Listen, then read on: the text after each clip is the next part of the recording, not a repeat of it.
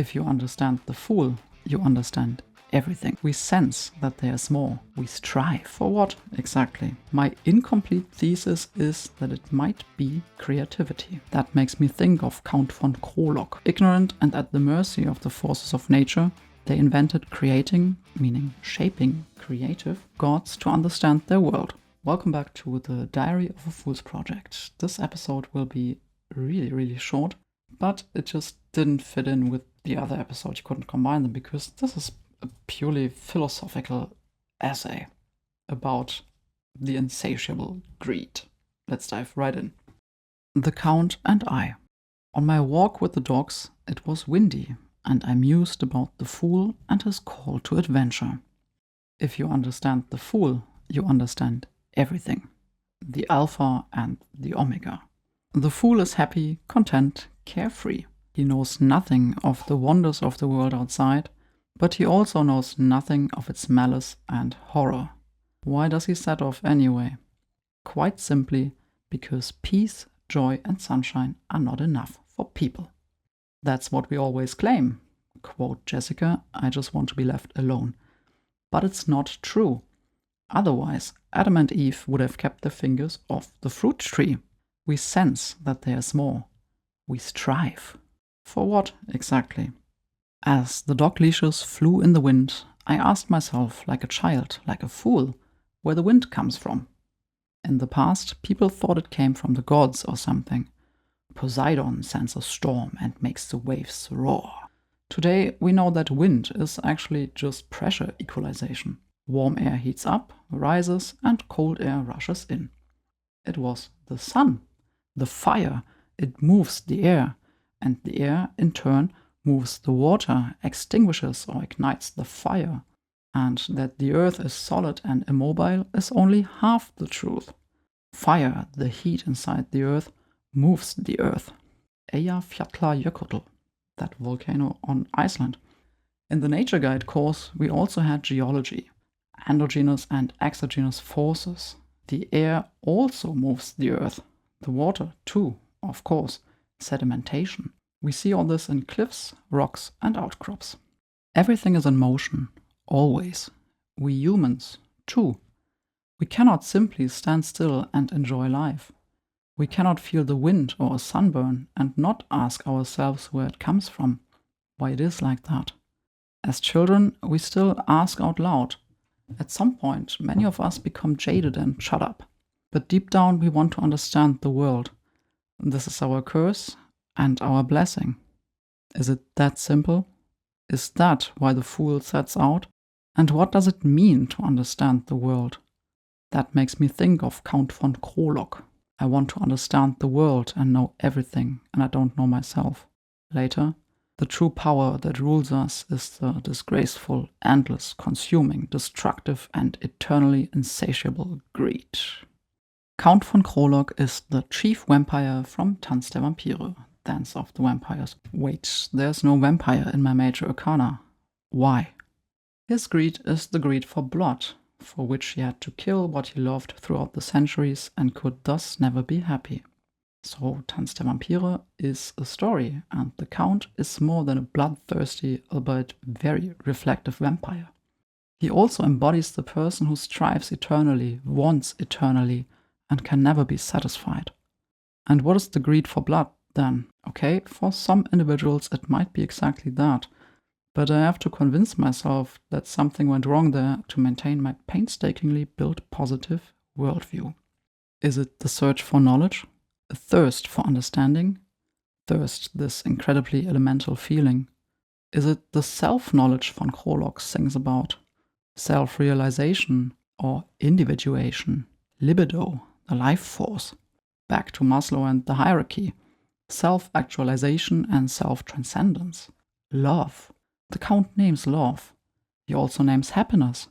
But when he has love, he has to destroy it. He wishes for nothing more than a moment of happiness. But happiness is not enough for us humans. To be happy, we wouldn't have to understand the world, not even ourselves. So what is this greed that drives us? I've been racking my brain over von Krolok's solo for over 20 years. I've heard it at least 700 times. I know it by heart, and I don't No. Let me just explain Tanz der Vampire. I think there is an English version called Dance of the Vampires. I think the song texts in that are different. I've just translated the German versions here. But something resonates. I know this greed. Otherwise, I would be sitting around picking my nose instead of dealing with this sprawling thesis. Something in me strives for something. And like the melancholic count, I don't know myself and cannot name it, cannot grasp it. My incomplete thesis is that it might be creativity. The potential to create, to shape, that pushes outward and strives for realization. Csíkszentmihályi's book is called Creativity, the Psychology of Discovery and Invention. Discovery and invention. That is what distinguishes us humans from apes. And we don't just want to discover and invent, we apparently also want to do something with it, to change something. But why? Because creative thinking and doing triggers flow, and flow just feels awesome? Because that's where we feel that we are in our element? For Csíkszentmihályi, flow is the key to happiness. Roughly, the book subtitle The Secret of Happiness somehow reveals it. But flow only sets in with an appropriate challenge. So we have to constantly raise the bar, otherwise it gets boring. Meaning, we want more so we don't get bored. Does that hold up? Is that the insatiable greed? The creativity, the striving for flow? Is the thesis tenable? Has anyone formulated it like this before? Csíkszentmihályi writes that when the first creation myth emerged, people were initially helpless. Ignorant and at the mercy of the forces of nature, they invented creating, meaning shaping, creative, gods to understand their world. With the great civilizations and progress, people became less and less helpless. Quote, the entire face of the earth transformed by human craft and appetite. It is not surprising that as we ride the crest of evolution, we have taken over the title of creator. Footnote. Shit, that's so poetic. Is that it? A God complex? Because God created man in his image or something? Do we just want to find out how far we can go? To sound out everything that is possible? Curiosity is also a form of greed.